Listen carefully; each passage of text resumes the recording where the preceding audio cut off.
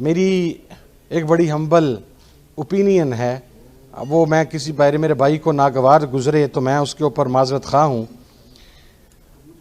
کہ جب مسلم حکمرانوں کے، میں کوئی خاص پاکستان کی بات نہیں کر رہا، جب مسلم حکمرانوں کی جائیدادیں، ان کے بچے، ان کے انٹرسٹ وہ آج کی دنیا کے سب سے بڑے شیطان ملک امریکہ کے اندر ہوں گے، تو پھر آپ ان سے یہ ایکسپیکٹ نہیں کر سکتے کہ وہ فلسطین کے ایشو کے اوپر بات کریں گے۔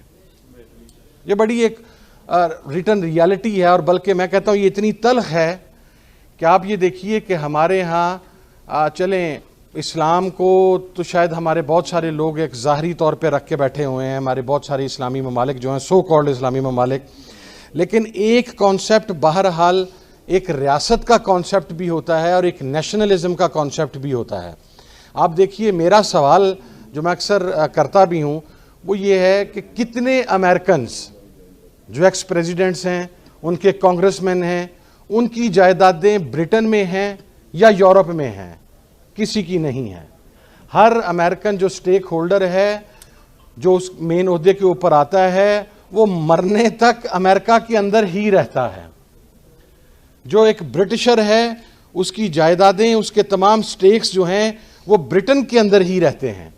اسی طریقے سے یورپ کے آپ کسی بھی، جنہیں ہم آج کی ہسٹری میں سو کالڈ ڈیولپڈ کنٹریز کہتے ہیں، وہاں کا فینومینا تو یہ ہے۔ لیکن اگر ہم اسلامک ورلڈ کی بات کریں تو پھر آپ ایک اینڈ سے سٹارٹ ہوں، الا ماشاءاللہ ایک دو اسلامی ممالک کو شاید نکال کے، آپ کے ہر حکمران کی جائیداد بھی اپنے رسپیکٹیو کنٹری سے باہر ہے، اس کی اولاد بھی رسپیکٹیو کنٹری سے باہر ہے، اس کا انٹرسٹ بھی رسپیکٹیو کنٹری سے باہر ہے۔ بلکہ میرے سے پہلے فرحت اللہ بابر صاحب نے ایک بات کی، میرا اس کے اوپر بڑا ایک کلیئر سٹانس ہے کہ ہمارے جو سابقہ سربراہ جنرل رحیل شریف صاحب سعودی عرب تشریف لے گئے، ان کے لیے یہ اعزاز کیا کم تھا کہ وہ افواج پاکستان کے سربراہ تھے؟ اس سے بڑا پاکستان بینگ اے پاکستانی یا ایک پاکستانی ہوتے ہوئے اس سے زیادہ اعزاز کی بات کیا ہو سکتی تھی کہ آپ افواج پاکستان کے سربراہ تھے، آپ چیف آف آرمی سٹاف تھے پاکستان کے اندر، اور پھر پسند آئے یا نہ آئے بہرحال طاقت بھی آپ کے ہاتھ میں تھی، تمام چیزیں آپ کے ہاتھ میں تھیں۔ اور ایک کانسیپٹ ہوتا ہے کہ ریاست کے یہ جو ذمہ داران ہوتے ہیں یہ اپنی کیپیسٹی کے اندر بھی ایک رسک ہوتے ہیں، کیونکہ ان کے پاس اسٹیٹ کے راز ہوتے ہیں۔ ہمیں سیاستدان تو نظر آتا ہے کہ وہ لندن میں جا کے بیٹھ جاتا ہے یا وہ برٹن میں، وہ یورپ میں جا کے بیٹھ جاتا ہے، لیکن ہمیں پاکستان کا وہ سابقہ چیف جسٹس نظر نہیں آتا جو اپنی چیف جسٹس کے عہدے سے اترتے اپنی پوری فیملی کو لے کے امریکہ میں سیٹل ہو جاتا ہے۔ ہمیں پاکستان کا وہ جرنل نظر نہیں آتا جس کی زندگی میں ہی اس کی پوری فیملی وہاں پر سیٹل ہو چکی ہوتی ہے۔ ہماری ٹاپ سیکرٹ جسے ہم پریمیئر سیکیورٹی ایجنسی کہتے ہیں، اگر اس کے سربراہان یو اے ای کے یا کسی اور ملک کے پے رول کے اوپر بیٹھے ہوں گے تو پھر کیا آپ یہ امید نہیں کر سکتے کہ ہماری ریاست کے راز دوسروں کے ہاتھ میں جا سکتے ہیں؟ ہماری ریاست، اور یہ پوری دنیا کے اندر آپ جا کر دیکھ لیں، کم از کم میرے نالج میں نہیں ہے کہ جو کسی بھی ملک کی افواج ہیں، جو کسی بھی ملک کی پریمیئر ایجنسی ہیں، سیکرٹ ایجنسیز ہیں، جو کسی بھی ملک کے سربراہان مملکت ہیں، انہیں ظاہری طور پر نہیں لیکن انہیں پریکٹیکلی فورسفلی اس ملک کے اندر رہنے پر مجبور کیا جاتا ہے کہ اگر آپ اس ملک میں رہتے ہوئے اس ملک کے صدر بنے یا کسی ادارے کے سربراہ بنے تو پھر مرنا بھی اس ملک کے اندر ہے۔ لیکن ہمارے ہاں ایک عجیب روایت ہے کہ ہم اٹھتے ہیں اور پھر ہم مقصد میرا سوال یہ ہے، میں آج پاکستان کی سیکیورٹی ایجنسی سے پوچھ لیتا ہوں کہ 2014 کے دھرنے میں تو آپ مجھے بتاتے تھے یا ہم سب لوگوں کو بتاتے تھے کہ رانا ثناء اللہ اتنے افراد کا قاتل ہے۔ آپ ہمیں یہ ایویڈنسز دیتے تھے کہ یہ شہباز شریف کے آرڈرز کے اوپر یہ قتل عام ہوا ماڈل ٹاؤن کے اندر۔ ہمیں یہ بتلایا جاتا تھا کہ داتا صاحب کے بم دھماکے کے اندر یا مختلف شرائنز کے اوپر جو بینڈ آؤٹ لیٹس کا جو ان کا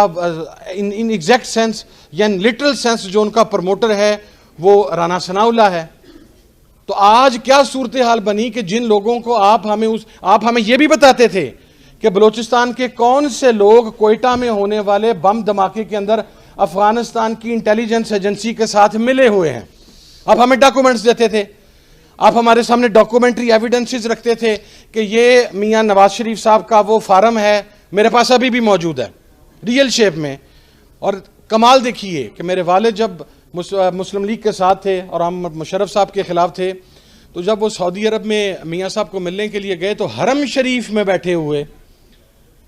ابا نے یہ پوچھا کہ میاں صاحب پاکستان میں بات ہو رہی ہے کہ آپ کا کوئی ایگریمنٹ سائن ہو گیا ہے.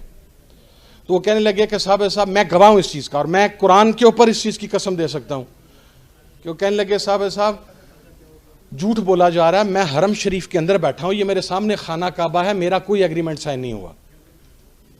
اور اب میرے پاس وہ ایکچوئل ایگریمنٹ ہے جس کا فائل نمبر بھی موجود ہے, جو ریکارڈ کے اندر جا کے چیک کیا جا سکتا ہے. تو پھر میرا پاکستان کے ذمہ داران سے یا ہم سب کا یہ سوال نہیں بنتا کہ جن لشکروں کے خلاف, جن کالعدم جماعتوں کے خلاف, جن طالبان نواز لوگوں کے خلاف, جن ریاست دشمن عناصر کے خلاف آپ ہمیں بتاتے رہے کہ یہ پاکستان کے غدار ہیں,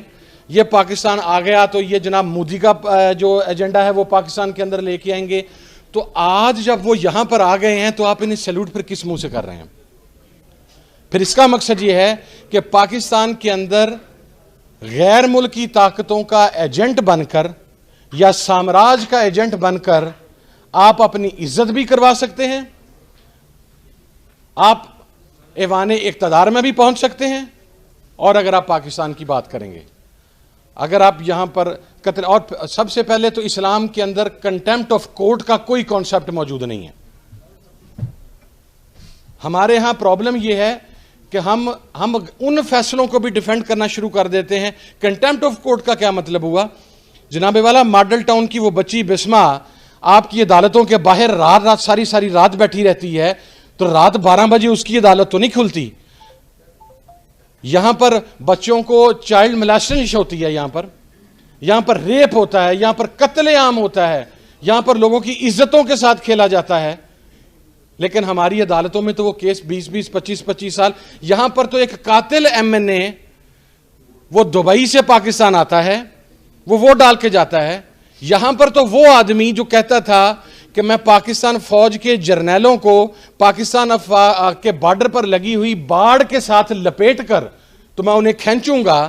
اسے آپ سپیکر کے پروڈکشن آرڈر کے بغیر قومی اسمبلی میں لے آتے ہیں ووٹ ڈالنے کے لیے. اب اسی موشن ہمیں بتایا جاتا تھا, میں ذمہ داری سے کہہ رہا ہوں,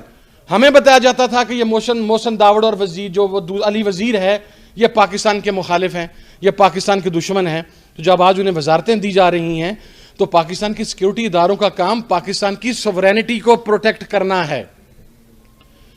اگر آپ پارٹ نہیں ہیں تو پھر آپ ایسے لوگوں کے پاس کیسے یہ چیزیں جانے دے سکتے ہیں جن کو کل تک آپ ہی ہمیں بتاتے رہے کہ یہ غدار ہیں, یہ پاکستان کے مخالف ہیں, اور یہ عدالتیں ہی ہمیں بتاتی رہیں. تو میں ود آل ڈیو ریسپیکٹ, فیصلوں کی عزت ہے اور فیصلوں کی مخالفت ہے. کنٹیمپٹ اگر اسلام کے اندر کو کانسیپٹ ہے تو کنٹیمپٹ آف ہیومینٹی سب سے امپورٹنٹ ہے, کنٹیمپٹ آف کورٹ کوئی امپورٹنس نہیں رکھتا. یہاں پر جو اور جب آپ کا نظام سامراج کے تحت چلے گا, جب شریعت کا کانسیپٹ ہی موجود نہیں ہوگا. میرا سوال ہے جو اسلامی ممالک مثلاً اس میں نہ چاہتے ہوئے بھی مجھے اگزامپل کوٹ کرنی پڑتی ہے سعودی عربیہ کی, وہ شاید ایک ٹریڈیشن ہے, وگرنہ مورلی تو اس کو ہٹانے کے لیے الحمدللہ انہوں نے کام شروع کر دیا ہے کہ وہ شرعی روایات اور اسلامی روایات کو چھوڑتے چلے جا رہے ہیں, اور جو نئی رجیم وہاں پر آ رہی ہے. آپ مجھے ایران یا سعودی عرب جہاں پر شرعی سزائیں نافذ ہیں, جہاں پر اگر کسی بچی کی عزت کے ساتھ کھیلتا ہے, اگر کوئی ناجائز قتل عام کرتا ہے, اگر کوئی منشیات بیچتا ہے, اگر کوئی ریاست مخالف ہے, تو اس کو جب سرعام کرین کے اوپر لٹکا کر بازار میں لٹکایا جاتا ہے تو معاشرے میں خوف پیدا ہوتا ہے. ہمارے ہاں سزائے موت ہے, یا تو آپ کے لیے پرابلم یہ ہو ہماری کورٹس کے لیے کہ سزائے موت کا کانسیپٹ لا کے تو ہم کو ویسٹ کی مخالفت, تو سزائے موت تو آپ دیتے ہیں, سزائے موت تو آپ نے اپنے سابقہ حکمرانوں کو بھی دی ہے, سزائے موت تو آپ نے بہت سارے کالعدم جماعتوں کے سربراہان کو بھی دی ہے جو آج آپ کے ساتھ بیٹھے ہیں. تو جب تک یہاں پر انصاف اور قانون یہاں پر نہیں آئے گا, اس وقت تک آپ کا حکمران فلسطین اور کشمیر کے لیے آواز بلند نہیں کرے گا.